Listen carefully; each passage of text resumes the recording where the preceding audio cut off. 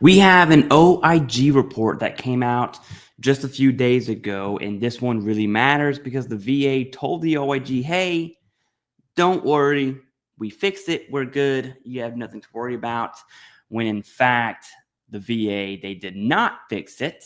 So long story short, if this is you submitting a supplemental claim, depending on what type of claim we're talking about here with the current diagnosis, is likely going to kickstart your claim so you're properly rated for that condition. But let's go ahead and dive into the report. It's very, very short here.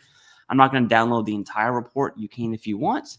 We're just going to read the summary, and I'll have this linked down below in the pinned comments. Okay, pinned comments. So VBA did not take all corrective actions for veterans prematurely denied. This matters here. Prematurely denied service connection for conditions that could be associated with burn pit exposure. It came out July 10th. Today's the 14th. All right. Scrolling down here, summary. In July of 22, the VA OIG published a report finding that VBA staff prematurely denied service connection compensation to veterans with conditions that could be associated with burn pit exposure. The OIG made 7 recommendations and VBA took corrective actions on 5, which the OIG closed.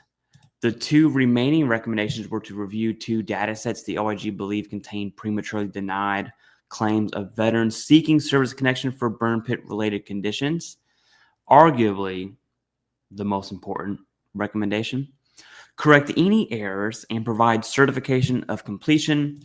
In May and August of 24, VBA requested closure of both open recommendations, asserting it had taken corrective actions as needed on the claims. It only took them about 2 years.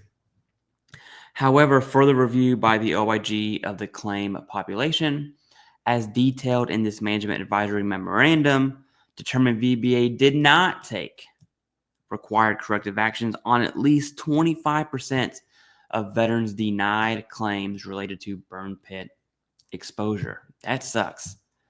Given the considerable errors identified in this second review of claims, the OIG lacks assurance that VBA has taken sufficient corrective action to address the original findings and remains concerned that after nearly 3 years, veterans affected by these errors could still be missing service-sensitive compensation benefits to which they are entitled. And hopefully that veteran's awarded back pay, right? That would be cool. Accordingly, the OIG did not concur, with VBA's request to close recommendations 2 and 3 from the July report. Accordingly, the OIG did not concur with the VA's request to close those recommendations. Okay.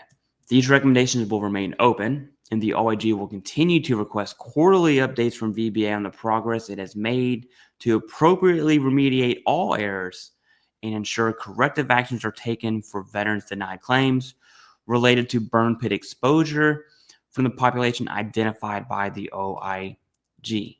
In response to this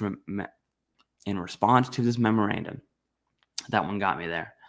VBA will establish a work group to develop and implement a plan to correct the identified issues.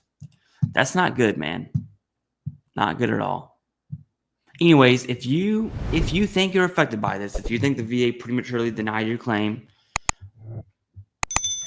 due to burn pit exposure, what I would do personally, sometimes issues are out of veterans' hands and we just have to sit there and wait. Which is the case for this. But if you wanted to be proactive, what I would do if I was in this situation, if I think my burn pit exposure claim was denied prematurely, what I would do is get a current diagnosis, obviously. No diagnosis, no claim. Submit a supplemental claim. I would write a statement, a part of that supplemental claim that says, hey, I believe my claim was denied prematurely. Here's my burn pit exposure. My DD-214 says X, Y, and Z. I've been currently diagnosed with this condition. I was diagnosed back in 2022, right?